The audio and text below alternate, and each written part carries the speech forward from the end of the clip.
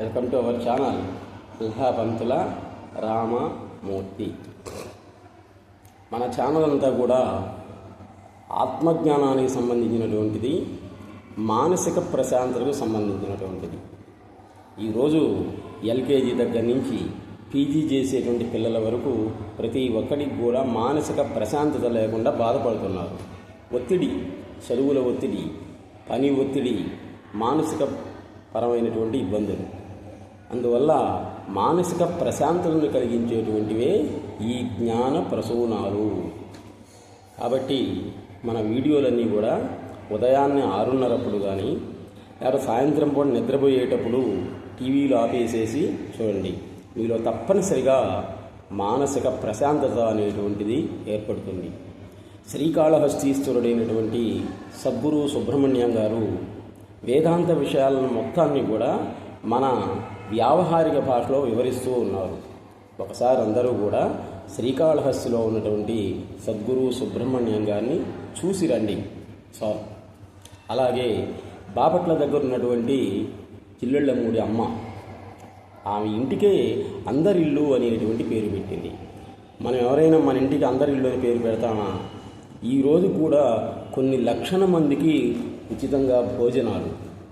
అందరూ ఒకసారి ఆ బాపట్ల దగ్గర ఉన్నటువంటి జిల్లెమూడి వెళ్ళి, అమ్మ అందరి ఇంట్లో భోజనం చేసిరండి చాలు, మీకు మానసిక ప్రశాంతత అనేటువంటిది తప్పనిసరిగా ఏర్పడుతుంది, అందులో డౌటే లేదు.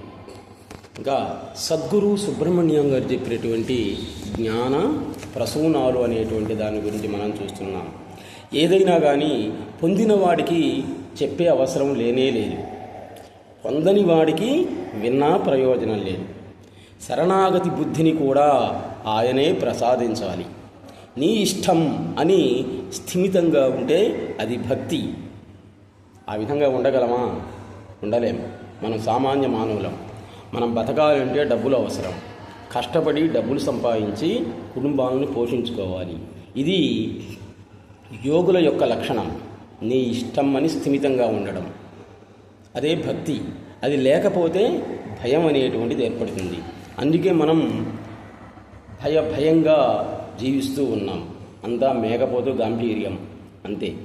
ప్రియురాలుగా ఉన్నప్పుడు మాత్రమే కవిత్వాలు ఉంటాయి, కానీ పెళ్ళైన తర్వాత పొగడతలు ఉండదు, ఆ కవిత్వం ఉండదు, మొత్తం పోతాయి. ఇంకా అప్పటి నుంచి అన్నీ కూడా వీరికి బాధలే.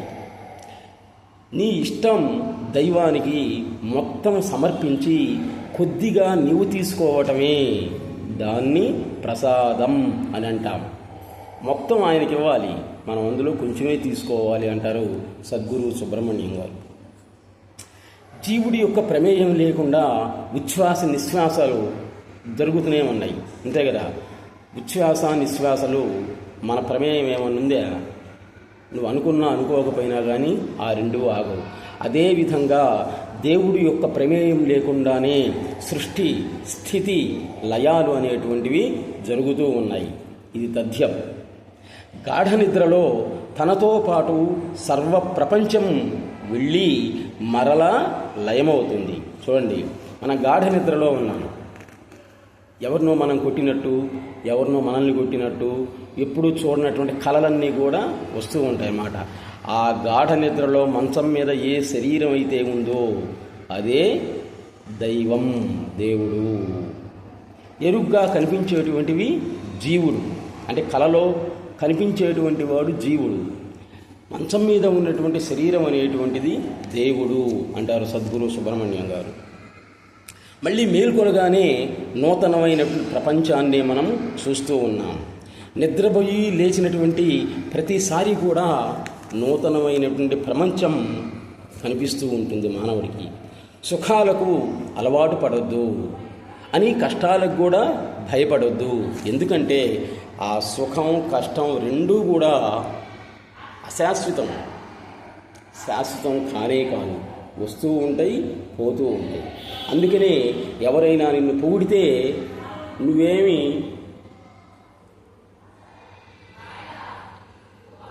తప్పిపోవాల్సిన అవసరం లేదు. ఎవరైనా నిన్ను తిట్టినా కానీ బాధపడాల్సినటువంటి అవసరం లేదు.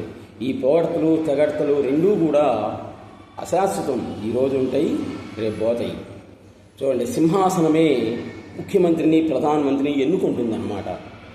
ఆ సింహాసనం మీద ఫలాని వాడు కూర్చోవాలని సింహాసనం అనుకుంటేనే వాళ్ళు అవుతారు. అదేవిధంగా భూమి నాకు ఫలాని వాడు యజమాని కావాలి అనుకుంటేనే అవుతాడు. అదే ఇంటికి కూడా అంటే నాకు యజమానిగా ఫలాని వాడు కావాలి అని అది అనుకుంటుందన్నమాట. నువ్వు అనుకుంటే ఏది కూడా జరగదు. అది గురువుగారు చెప్పేది. కాబట్టి నీ వేసేటువంటి ప్రతి అడుగు కూడా అది దేవుడి యొక్క స్క్రిప్ట్. చూడండి, నువ్వు అడుగు తీసి అడుగేస్తున్నావు అంటే అర్థం ఏంటి? ఇంతకుముందు ఆ స్క్రిప్ట్లో ఉంది, దాని ప్రకారంగానే జరుగుతూ ఉంటుంది. నువ్వు అనుకున్నంత మాత్రాన ఏది రాదు, అనుకోకుండా ఉన్నంత మాత్రాన రాకుండా ఉండదు. బలగం ఉంది కదా అనుకొని నీవు ఎదుటి వాళ్ళను భయపెట్టినట్లయితే ఆ బలగము పోతుంది, నీవు ఉండవు అని చెప్తాడనమాట. అంతా మంచి కోరుకు, సత్య అసత్యాల గురించి ఆలోచించుకు, సనాతన ధర్మాన్ని కాపాడు. పవిత్రతను ఎవ్వడూ కూడా అపవిత్రం చేయలేడు. ధర్మాన్ని ఎవడూ కూడా అధర్మం చేయలేడు. న్యాయాన్ని ఎవడూ కూడా అన్యాయం చేయలేడు. అలాగే హైందవ సనాతన ధర్మాన్ని ఎవ్వడూ నాశనం చేయలేడు. చూడండి ఏం చెప్పారు, ఎవడూ నాశనం చేయటం అనేటువంటిది జరిగేదే కాదు. పెళ్ళి పెద్ద ఏ పని చేయకపోయినా కానీ అలసిపోతుంటాడు. కానీ పనిచేసేటువంటి సేవకులు వాళ్ళ పని వాళ్ళు చేసుకుంటూ ఆటలతో పాటలతో ప్రశాంతంగా ఉంటారన్నమాట. ఇది వీళ్ళకి వాళ్ళకి ఉన్నటువంటి తేడా. అంటే శ్రమరహితంగా హాయిగా ఉంటాడు పని చేసేవాడు. కర్తృత్వ భావన లేకపోవడం వల్ల యోగ వాసిష్టంలో చెప్పినటువంటి ఆకాశజుడు తానే అవుతాడు. ఇకపోతే మౌనం, శూన్యం, ఈ రెండు ఒకటే అనుకుంటున్నాం మనం. మౌనంగా ఉండడం, శూన్యంగా ఉండడం ఒకటే అనుకున్నాం, కానీ కాదు, రెండిటికి తేడా ఉంటుంది. మౌనం అంటే ఏంటంటే మాట ఆగిపోతే నిశ్శబ్దం. చూడండి, మాట ఆగిపోతే నిశ్శబ్దం. అదే మనస్సు ఆగిపోతే మౌనం. రెండింటికి అదే తేడా అనమాట. మౌనంగా ఉన్నాడు, నిశ్శబ్దంగా ఉన్నాడు అనే దానికి కొంచెం తేడా ఉంది. సృష్టికి మునుపు, సృష్టి తర్వాత ఉన్నటువంటిది ఒక మౌనమే. మెలకువకు మునుపు తర్వాత ఉన్నటువంటిది కూడా ఆ మౌనమే. ఆలోచనకు, మాటకి, అనుభవానికి మధ్య ఉన్నటువంటిది ఏది? మౌనమే. మధ్య అంటే ఏంటంటే ఆధారమైనది అనేటువంటి అర్థం. అంటే ఆలోచనకు, అనుభవానికి, మాటకు ఆధారమైంది ఏదంటే మౌనమే. అందుకే రమణ మహర్షి గారు సుమ్మాయిరో అని అంటారన్నమాట. ఆయన అన్నిటికీ కూడా మౌనంగా ఉండు చాలు అని అంటారు. ఆ సుమ్మాయిరో అనేటువంటిదే ఒక మహామంత్రం అనుకొని పాశ్చాత్యులు ఈరోజు కూడా సుమ్మాయిరో సుమ్మాయిరో సుమ్మాయిరో అని జపిస్తూ ఉన్నారన్నమాట. ఆయన చెప్పినటువంటి ఆ మాట అదే మంత్రం అయిపోయింది చివరికి. ఇది మహర్షులు అన్నటువంటి తప్పనిసరిగా జరుగుతుంది. కాబట్టి ఆ మౌనానికి స్థూల రూపమే ఆకాశం. ఆకాశం, గగనం, శూన్యం అంటారు సంస్కృతంలో. అన్ని గ్రహాలకి ఆకాశం ఆధారమైనట్లుగా మౌనమే అన్ని భావాలకు, మాటలకి కూడా ఆధారమైంది. ఆ మౌనస్వరూపమే Dakshinamurthy Swami. Please subscribe our channel.